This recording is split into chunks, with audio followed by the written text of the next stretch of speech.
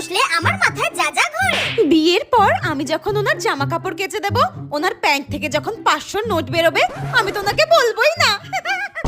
বিয়ের পর যখন আমি কোথাও শপিং করতে যাব, কোনো জিনিস যদি 1000 টাকা দাম হয়, আমি তো ওনাকে 5000 টাকা বলবো। টাকাই টাকা হবে। আমি যখন আমার বরের কাছে 10,000 টাকা চাইবো মেকআপের জন্য, আমার বর বলবে কি 10,000 টাকা, এই নাও 1,00,000 টাকা উড়াও।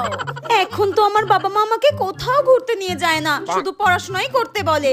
বিয়ের পর আমার বর আমাকে সিমলা, কাশ্মীর, মানালি, মেঘালয়, কেদারনাথ সব জায়গায়, এটা কি করে ফেললাম, যাই হোক সব জায়গায় ঘুরতে নিয়ে যাবে।